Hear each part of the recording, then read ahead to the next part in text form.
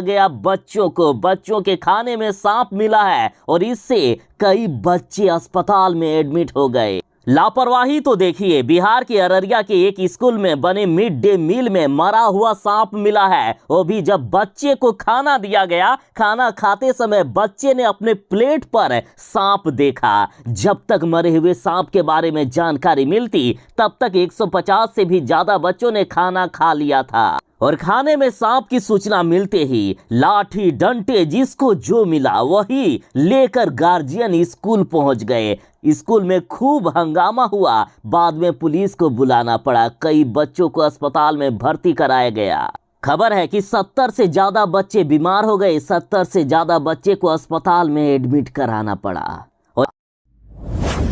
मुख्यमंत्री नीतीश कुमार जी ने बिहार में शराबबंदी लागू किए हैं। बिहार में शराबबंदी को लेकर नीतीश कुमार जी हर एक प्रयास कर रहे हैं, लेकिन नीतीश कुमार के नेता ने ही नीतीश कुमार की नाक कटा कर रख दी है। जदयू के प्रदेश अध्यक्ष ही शराब के नशे में पकड़े गए। अब नीतीश कुमार जी से सवाल पूछा जा रहा है कि नीतीश कुमार जी, यदि आप अपने नेताओं को तक नहीं रोक पा रहे हैं तो क्या खाक आप शराबबंदी लागू करेंगे? आपने पुलिस वालों को, नेताओं को कस्में खिलाए थे कि वे ना तो शराब को हाथ लगाएंगे ना ही शराब की ओर देखेंगे, तो यहाँ तो आपके नेता शराब के नशे में पकड़े जाते हैं। और अब बीजेपी वाले मुख्यमंत्री नीतीश कुमार जी से इस्तीफा मांग रहे हैं। कह रहे हैं कि आपसे यदि एक कानून भी इतने सालों में ठीक से लागू नहीं हो पाता है तो क्या आप बिहार का विकास करेंगे? इस्तीफा दीजिए नीतीश कुमार जी।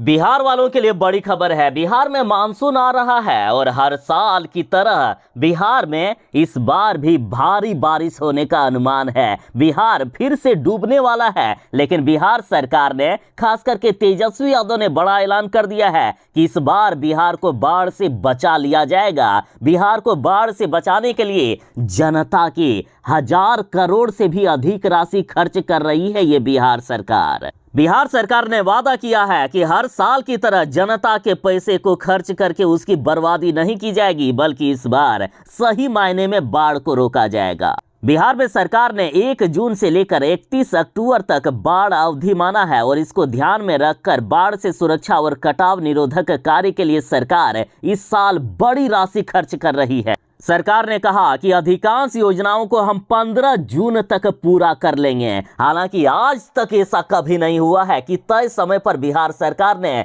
कभी भी बाढ़ रोकने का काम किया हो। अब देखते हैं, सरकार के परीक्षा के दिन आ रहे हैं कि आखिर तेजस्वी यादव इस बार क्या करते हैं। 1000 करोड़ कम नहीं होते हैं साहब, आप 1000 करोड़ रुपए खर्च कर रहे हैं और जब बिहार बाढ़ में डूब जाता है तो आप केंद्र सरकार को आरोप लगाते हो। ये गलत बात है। देखिए, हर साल होता ये रहा है कि बाढ़ को जानबूझकर आने दिया जाता है और बाढ़ में जो भ्रष्टाचार होता है ना, उसमें जो बिहार के भ्रष्ट नेता है उनकी काफी ज्यादा कमाई होती है, तब ना इनके बच्चे विदेश में पढ़ने जाते हैं। कई भ्रष्ट नेता इन 2 से 3 महीने बाढ़ अवधि में इतनी कमाई कर लेते हैं कि पूरे साल का खर्चा आराम से निकल जाता है। लेकिन इस बार बिहार की जनता को तेजस्वी यादव से बड़ी उम्मीद है कि तेजस्वी यादव इस बार सही में बाढ़ से बचाने का काम करेंगे। अब देखना है कि तेजस्वी यादव आखिर कर पाते हैं कि नहीं।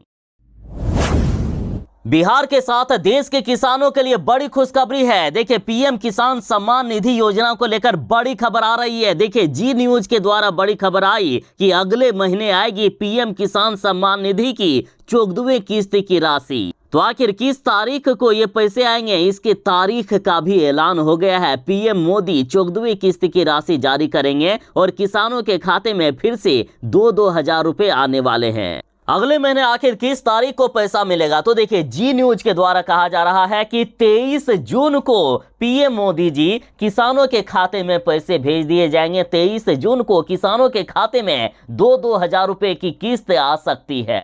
साथ ही जिन्होंने अपने खाते का ई-केवाईसी नहीं करवाया है वे ई-केवाईसी जरूर करवा लें, वरना उनको पैसे नहीं मिलेंगे। किसानों को ई-केवाईसी और एनपीसीआई सीडिंग करना जरूरी है। आप चाहें तो pmkisan.gov.in पर जाकर खुद ई-केवाईसी कर सकते हैं या नजदीकी के प्रज्ञा केंद्र पर जा सकते हैं। मुख्यमंत्री नीतीश कुमार जी, क्या आपके पास इसका जवाब है? आपके जदयू के नेता ही लगातार शराबी निकल रहे हैं या आपके पार्टी के नेता के रिश्तेदार या इनके बेटे ही शराबी निकल रहे हैं? आखिर कितनों को आप पार्टी से निकालोगे? आखिर कितने को आप निष्कासित करोगे? आपकी पार्टी के नेता ने ही आपकी नाक कटा कर रख दी है। बीजेपी वाले जो ये आरोप लगा रहे हैं कि नीतीश कुमार की पार्टी जदयू ही बिहार में शराब बेचने का काम करती है और शराब माफियाओं को जो संरक्षण दिए हुए हैं उसके बदले नीतीश कुमार की पार्टी को प्रतिवर्ष 10 करोड़ का मुनाफा होता है। तो क्या ये सही आरोप है? क्योंकि जिस तरह के मामले सामने आ रहे हैं उससे इसी ओर तो इशारा हो रहा है। देखिए, अब एक बड़ा मामला सामने आ गया है। खगड़िया में जदयू विधायक का पुत्र शराब के नशे में गिरफ्तार हुआ। पेट्रोल पंप पर चल रही थी शराब की पार्टी और सरकार के नियम के अनुसार पहली बार ये पकड़े गए तो जुर्माना देने के बाद इन्हें रिहा कर दिया गया। लेकिन बड़ा सवाल ये है कि नीतीश कुमार की पार्टी जदयू के विधायक के नेता यदि इस तरह के कांड करेंगे तो अब बिहार सरकार से क्या ही उम्मीद की जा सकती है। और सुनोगे तो सुनिए, देखिए, विधायक के पुत्र को जब गिरफ्तार किया गया तो इनके साथ वीआईपी ट्रीटमेंट किया गया है। नीतीश कुमार जी, एक शराबी के साथ वीआईपी ट्रीटमेंट, वाह जी वाह। बिहार के स्कूलों में पढ़ने वाले बच्चों के लिए बड़ी खबर है। देखिए, सरकारी और प्राइवेट स्कूलों के पढ़ने वाले बच्चे ध्यान दें, हिंदी और गणित में कमजोर बच्चों के लिए बिहार में लगेगा समर कैंप। पटना में 1 से 30 जून तक लगेगा कैंप। 1 लाख वॉलंटियर हो रहे हैं इसके लिए तैयार।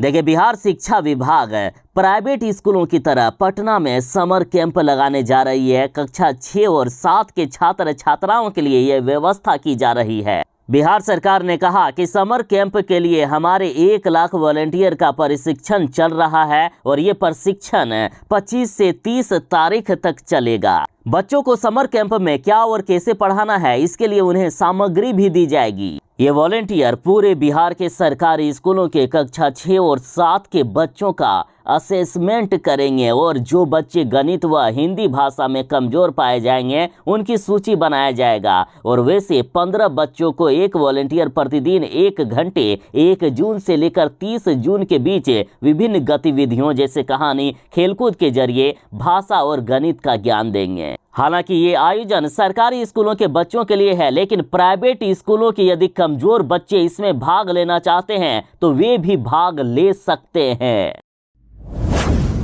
क्या साहब, आखिर बच्चों की जिंदगी लेकर ही बिहार की शिक्षा व्यवस्था मानेगा क्या? देखिए, कई बार इस तरह की लापरवाही की खबरें आती है, उसके बावजूद भी बिहार के सरकारी स्कूलों में जो मिड डे मील दिया जाता है वो जहरीले होते हैं। कहीं खाने में सांप तो कहीं सड़े हुए अंडे दिए जा रहे हैं। बिहार में मध्याह्न भोजन योजना में लगातार भ्रष्टाचार हो रहा है और कई बार इस तरह के मामले सामने आते हैं। कभी मिड डे मील के चावल की ही चोरी कर ली जाती है तो कभी बच्चों के प्लेट में मेन्यू के हिसाब से खाना नहीं परोसा जाता है। मध्याह्न भोजन योजना की खिचड़ी में सांप और सड़े हुए अंडे निकलने के बाद इस योजना पर अब सवाल उठ रहा है। कई बार गड़बड़ियां सामने आई है। मध्याह्न भोजन के नाम पर बच्चों के बीच गंदा और दूषित खाना परोसा जा रहा है और उनके जान से खिलवाड़ किया जा रहा है। देखिए, ताजा मामला सिवान से आया है। सिवान में मिड डे मील के भोजन में बच्चों को खाना के लिए सड़ा हुआ अंडा परोसा गया। मध्याह्न भोजन में स्कूल में चावल, दाल और अंडा बनाया गया था। बच्चों को खाना परोसा गया जिसमें से अधिकांश बच्चों की प्लेट में अंडे में कीड़े निकले।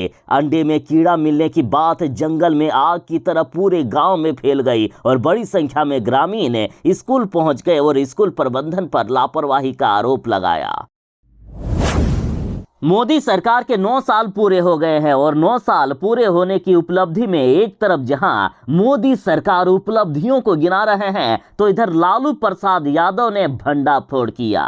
लालू प्रसाद यादव ने तंज कसते हुए कहा कि आखिर ये कैसा भोकाल है, देश में अघोषित आपातकाल है। मोदी सरकार के 9 साल पर लालू यादव ने तंज कसते हुए कहा कि मोदी के 9 साल जनता बेहाल। साथ ही राजद ने पोस्टर जारी किया है और राजद मोदी के 9 साल पूरे होने के दिन को धिक्कार दिवस के रूप में मना रहा है।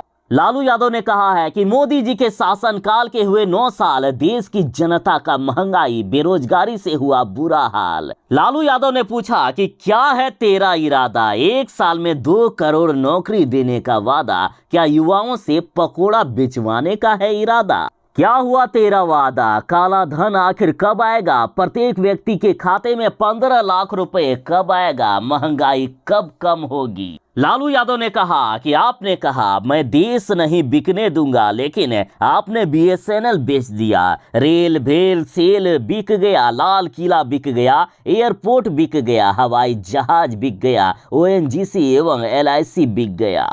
मोदी जी मस्त, गरीब जनता महंगाई से पस्त। आनंद मोहन की रिहाई का विरोध कर रहे हैं बीजेपी के नेता। तो आनंद मोहन ने बीजेपी पर हमला करते हुए कहा कि बीजेपी के नेता आनंद मोहन से डर गए। इन्होंने कहा कि 16 साल जेल में रहने वाले व्यक्ति से डर गए हैं बीजेपी के नेता और इन नेताओं को चुल्लू भर पानी में डूब मरना चाहिए।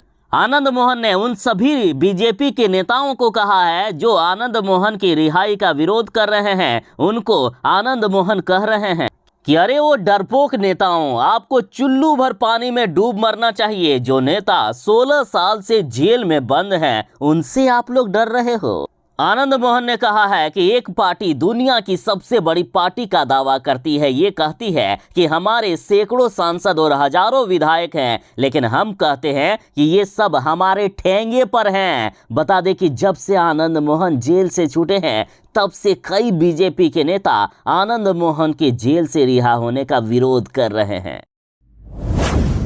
बिहार में शराबबंदी के मामले में नीतीश सरकार को हाईकोर्ट के द्वारा बार बार फटकार लगती है, बार बार लताड़ लगती है, फिर भी ये सरकार नहीं सुधरती है। देखिए, शराब के मामले में जब्त कार की करवा दी थी सरकार ने नीलामी। 2 साल के बाद अब हाईकोर्ट ने गाड़ी वापस करने का आदेश दे दिया। देखिए, बांका में करीब 2 साल पहले एक कार में 1.25 लीटर शराब, ध्यान दीजिएगा, मात्र 1.25 लीटर शराब मिलने के बाद गाड़ी को जब्त कर लिया गया था और तत्कालीन डीएम सुहर्ष भगत ने इस गाड़ी को नीलाम करवा दिया। वहीं गाड़ी के मालिक ने हाईकोर्ट का दरवाजा खटखटाया और हाईकोर्ट से अब इन्हें न्याय मिला है और हाईकोर्ट ने आदेश दिया कि इनकी गाड़ी को वापस कर दिया जाए। साथ ही याचिकाकर्ता को 50,000 मुआवजा देने का भी आदेश पटना हाईकोर्ट ने दे दिया है।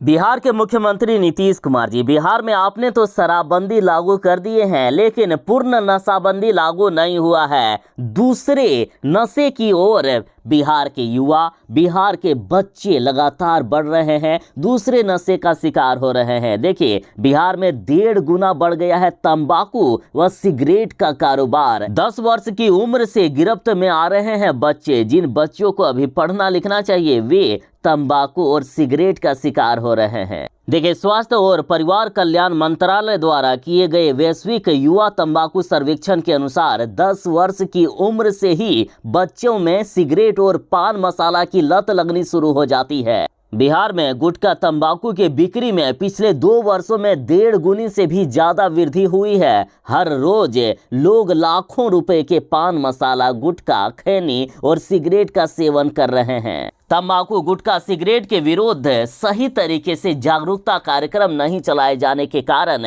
लोग लगातार इसका सेवन कर रहे हैं। सरकार को चाहिए कि लोगों के बीच जागरूकता कार्यक्रम चलाए। आनंद मोहन की रिहाई होने के बाद ही बीजेपी वालों ने इसका विरोध शुरू कर दिया। बीजेपी वाले आनंद मोहन से इस कदर डरते हैं कि इनको फिर से जेल में डालने की मांग करने लगे। बड़े बयानों को देकर हमेशा सुर्खियों में रहने वाले आनंद मोहन ने फिर से एक बड़ा बयान दिया है। देखिए, सोने का मुकुट पहनकर आनंद मोहन बोले कि छेड़ोगे तो छोड़ूंगा नहीं। मोतिहारी में विरोधियों पर तंज कसते हुए आनंद मोहन ने कहा कि कुत्तों की नसबंदी करने निकला हूं, चोगदा सुई लेने को तैयार हो जाओ। मोतिहारी में आनंद मोहन ने कहा कि मैं तो वैसे किसी को छेड़ता नहीं, लड़ता नहीं, लेकिन कोई छेड़ दे तो फिर मैं छोड़ता भी नहीं हूं। अपने विरोधियों को खुले मंच से चैलेंज देते हुए आनंद मोहन ने कहा कि जो डर गया समझो वो मर गया। आनंद मोहन ने अपने विरोधियों को कुत्ता कहा और कहा कि मैं कुत्तों की नसबंदी करने के लिए निकला हूं, चोकदा सुई लेने के लिए तैयार हो जाओ। बिहार के मुजफ्फरपुर में बाढ़ राहत के लिए तैयारी शुरू हो गई है। तैयारी में है जिला प्रशासन। खाद्यान्न आपूर्ति के लिए सभी अंचलों को 2-2 लाख रुपए दिए जा रहे हैं। देखिए, बड़ी खबर है, मुजफ्फरपुर जिले के आपदा प्रबंधन विभाग से 70 लाख रुपए की राशि मिली है और इसे बाढ़ प्रभावित अंचलों में आवंटित कर दिया गया है। 40 लाख रुपए खाद्यान्न के लिए और 30 लाख रुपए जनसंख्या निष्क्रमण मद के लिए दिया गया है। साथ ही खाद्यान्न आपूर्ति के लिए सभी अंचलों को 2-2 लाख रुपए दे दिए गए हैं। बिहार में जून जुलाई में बाढ़ की आशंका के मद्देनजर इसे निपटने की तैयारी शुरू हो गई है। जिले के आपदा प्रबंधन विभाग ने बड़ी तैयारी शुरू कर दी। बिहार में 15 जून से शुरू हो जाता है बाढ़ का कहर। साथ ही बिहार सरकार ने भरोसा दिलाया है कि इस बार बाढ़ से बिहार में तबाही नहीं आएगी, बाढ़ को बिहार में रोक लिया जाएगा। देखिए, बिहार में कई बीजेपी के नेता और कई लोग आनंद मोहन की रिहाई का विरोध कर रहे हैं। साथ ही आनंद मोहन को लेकर तरह तरह की बातें कर रहे हैं। तो अब आनंद मोहन ने भी इनको जवाब दिया है। आनंद मोहन ने अररिया में कहा कि हर पल जलील करना गवारा नहीं, यदि मैं दोषी हूं तो मुझे सूली पर चढ़वा दो या गोली से उड़ा दो, हम उफ तक नहीं करेंगे। आनंद मोहन ने मंच से कहा कि अब इतना जलील मुझे मत करो, इतना अपमानित ना करो, झूठे आरोप मत लगाओ। बेहतर है कि यदि मैं दोषी हूं तो सूली पर चढ़ा दो और मुझे गोली से उड़ा दो। आनंद मोहन इसे स्वीकार कर लेगा, एक उफ तक नहीं करेगा आनंद मोहन। आनंद मोहन ने कहा कि 16 बरस जिए सियार, 18 बरस क्षत्रिय जिए, बाकी जीवन को है धिक्कार। आनंद मोहन ने कहा कि अब मुझे किसी तरह की लालसा नहीं है, यदि मैं दोषी हूं तो मुझे फांसी दे दो, लेकिन हर पल जलील करना मुझे स्वीकार नहीं है।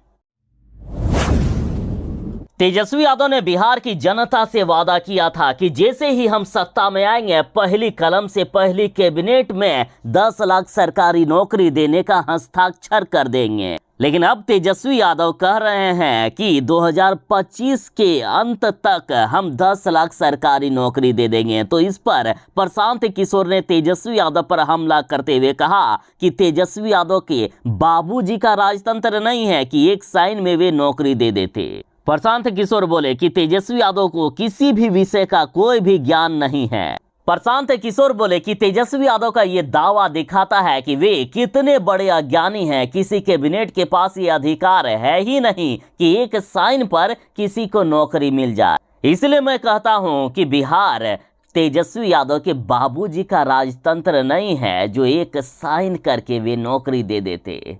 साथ ही यहां तक कहा गया कि एक 9वीं फेल नेता से आखिर क्या ही उम्मीद की जा सकती है।